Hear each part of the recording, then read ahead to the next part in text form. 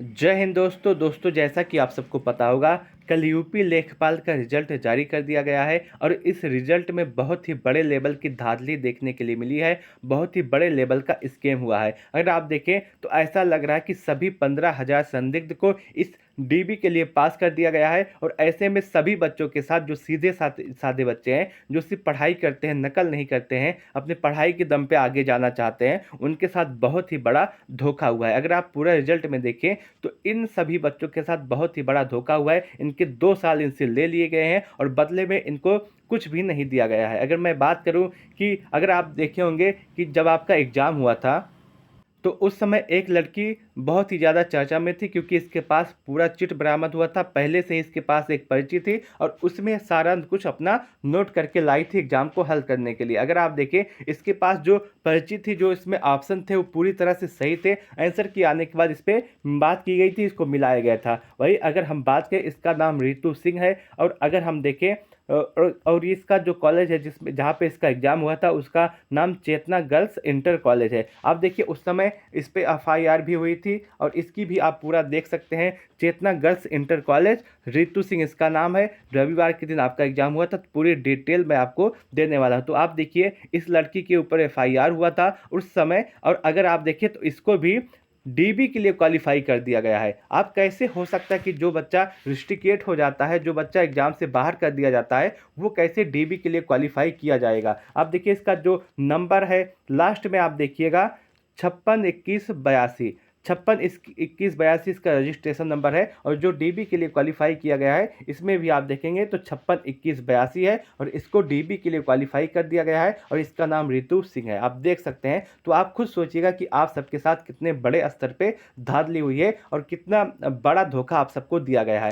आयोग किसी भी बच्चे को नहीं बाहर किया है। जो आपके 15,000 संदिग्ध अभ्यर्थी थे, उन सबको भी पास कर दिया गया है और इसमें देखें तो आप सबके साथ बहुत ही बड़ा धोखा किया। किसी भी बच्चे को नहीं पास किया गया है। आप देखिए, जो आपका कल रिजल्ट आया है, उसमें जो 15,000 संदिग्ध अभ्यर्थी थे, उसके संबंध में कोई भी जानकारी नहीं दी गई है कि इनको बाहर किया गया है कि अंदर किया गया है, कुछ नहीं। और जो आपके सामने 27,455 बच्चों को डीबी के लिए पास किया गया है, इसमें भी आयोग की बहुत बड़ी साजिश है और इस साजिश के तहत ही 27,455 बच्चों को पास किया गया है। इसकी सबसे बड़ी साजिश यह है कि अगर इतने बच्चों को पास कर देंगे तो ज़्यादा बच्चे ऐसे होंगे जो आवाज़ नहीं उठाएंगे, क्योंकि अगर आप देखिए, अगर कम बच्चे को पास करते तो ज़्यादा से ज़्यादा बच्चे इसमें आवाज़ उठाते और सरकार के ऊपर, आयोग के ऊपर ज़्यादा प्रेशर बनता। लेकिन इस समय अगर आप देखिए, 27,455 बच्चों को पास किया गया है, तो ये जो बच्चे पास है, ये तो आवाज़ नहीं उठाएंगे।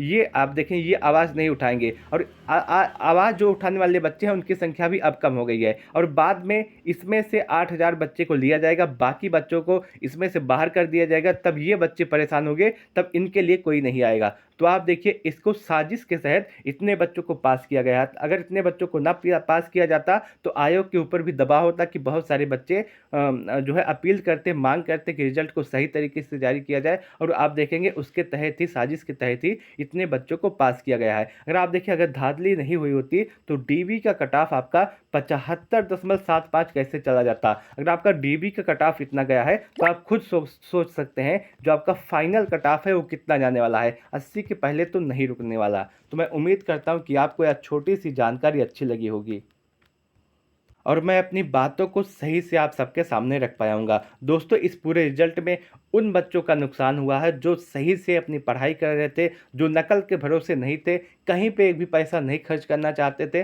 सिर्फ़ और सिर्फ़ एक नौकरी मांग रहे थे सरकार से, आयोग से, वो भी उनको नहीं मिला। और आप देखिए, लेखपाल का इंतज़ार बच्चे पिछले 8 साल से कर रहे हैं। इससे पहले 2016 में लेखपाल की वैकेंसी आई थी और उसमें अगर आप देखें, उसके बाद अब आई है। अगर आप देखें, सबसे बड़ी बात यह है, जब आपका यूपी पेट आया था, उस समय आयोग ने कहा था कि इसके आने के बाद, यूपी पेट के आने के बाद वैकेंसी आपकी जल्दी से जल्दी फाइनल होगी और अगर कम बच्चे रहेंगे तो धांधली रोकने में भी आसानी होगी। और इन दोनों पे से किसी पर भी काम नहीं किया गया है। ना आपकी वैकेंसी जल्दी फाइनल हुई है, ना आपकी वैकेंसी में जो एग्ज़ाम में धांधली होती है उसे रोका गया है। किसी भी कीमत पे बच्चों को सिर्फ और सिर्फ नुकसान पहुंचाया जा रहा है। अगर धांधली नहीं रोकनी थी, अगर आपको वैकेंसी जल्दी नहीं फाइनल करनी थी, तो पेट का क्या काम रहा। अगर आप देखिए, अगर इतने कम बच्चों में इतने बड़े लेवल पे धांधली हुई है, तो आप देखिए पेट का जब एग्ज़ाम होता है, तो उसमें कितने बड़े लेवल पे धांधली हुई होती है, करते हैं बच्चे। अगर आप देखिए कि एक छोटा-सा एग्ज़ाम था,